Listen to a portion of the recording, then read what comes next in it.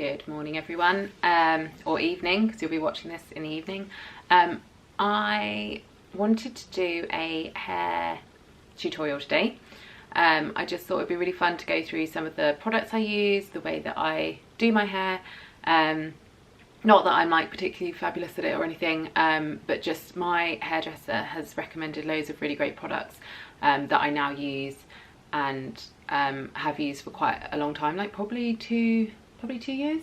I think I'm quite lucky and my hair's quite good anyway. It tends to behave, but these products have really transformed my hair, and I kind of just wanted to share them because they're not necessarily that known.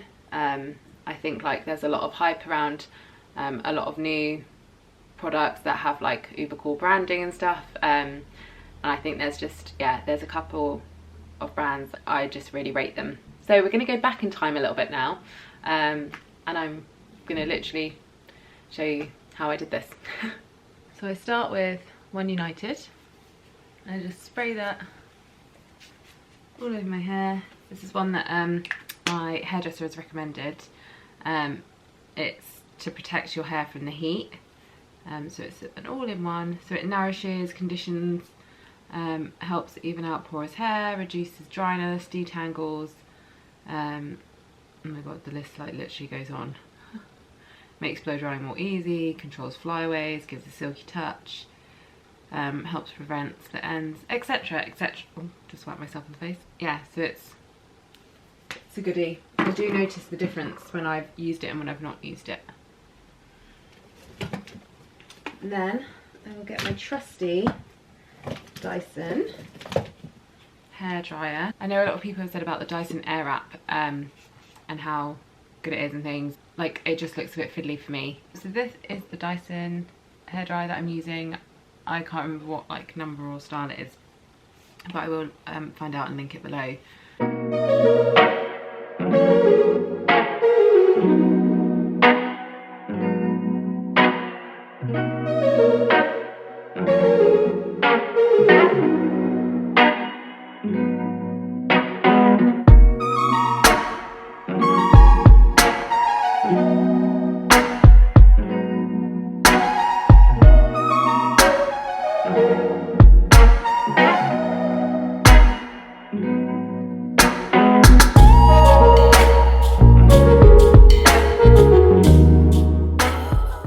I've done most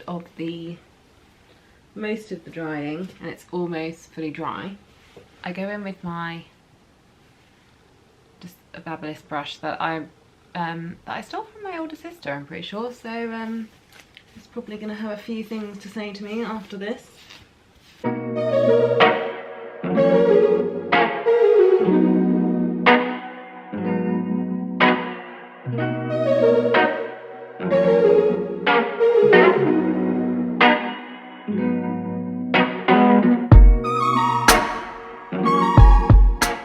Yeah, I do that to just kind of like try and smooth it over a bit. I think you can see the difference that has made already, just like going back over it and smoothing it over a little bit.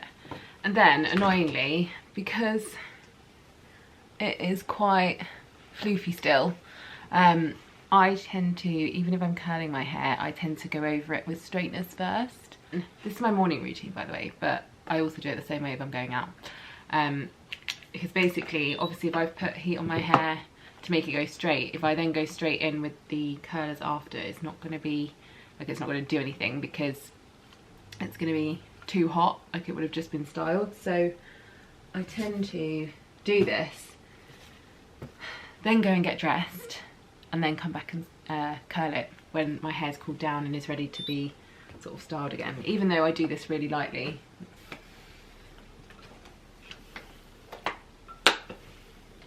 I should have said, so these are the fatter GHDs. These ones are like really old, I think. Are these the same ones I had since, no, I've upgraded since university, but these are like still, that's how old they potentially are. And as you can hear, they're like, there's something going on with the wiring. I think they're a bit, I think they might be a bit done for, to be honest. Good. Right, I'm gonna get changed and then we will come back and curl. Hello, we're back. I just wanted to say that my cheeks do not look this orange. I don't know why the camera is making me look like I've just made my cheeks really orange. The colour that I use isn't even orange, it's red. But I just thought I'd address that, like I don't look this contoured and orange in real life. I should probably tell you what I'm doing, yes. So GHD curlers, my absolute favourite. I know that some people like hold it and then sort of wrap their hair around it. That is not something I do. I would burn myself. I know that you can get little gloves as well, like it's just not something I want to do. So I tend to, you can probably see there, but I will do it slower. I tend to clip it in at the top. I actually use the clip. Then I will twist it down, like pull it and twist it around until it's got all the hair, and then I hold it for a few seconds.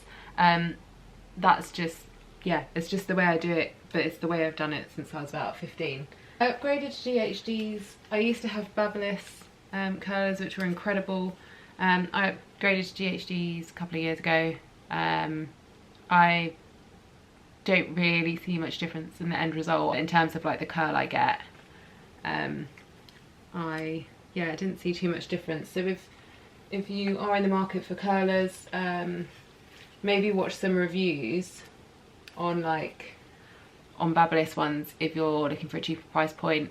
Otherwise the GHDs are obviously great. GHD do hair products really great. Basically this for me is like the perfect kind of level of curl, because when it falls out, so it's quite ringlety at the moment and fairly tight, but when it falls out it's more of that kind of like lovely beachy wave.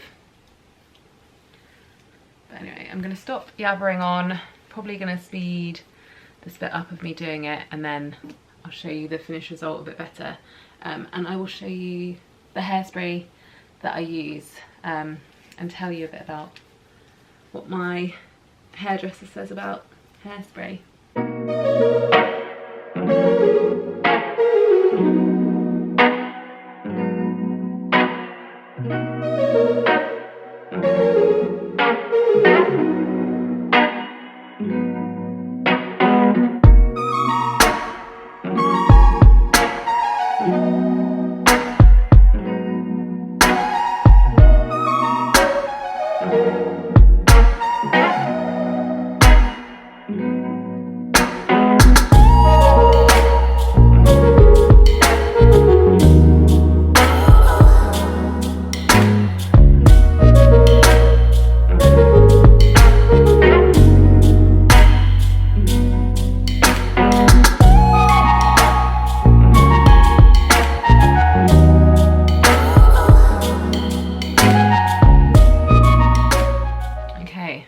And now I look a little bit crazy.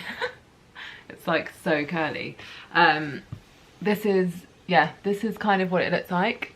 So now I'm going to do a bit of hairspray. Then you need to leave it a few minutes to cool down, so I'll probably go and make a cup of tea while this is just cooling down, and then I'll come and brush it out a bit. I use this, the Quick Dry 18 from Redken. Yeah, basically Redken is apparently really good because these are both recommendations from my hairdresser. They're things that he uses on my hair. I think part of the reason that I liked them is because they smell so divine, and so I was like, oh my god, what are you putting on my hair? With hairspray, he says you actually shouldn't use hairspray because it dries your hair out. So I try and avoid this where I can. Like, my hair's quite good and does hold anyway, so I'll just put like a small amount on. And yeah, like I say, I don't do this every day, it depends. Like, this is more of a evening thing if I'm going out, which I'm not tonight, but I'm just doing this for the sake of the tutorial.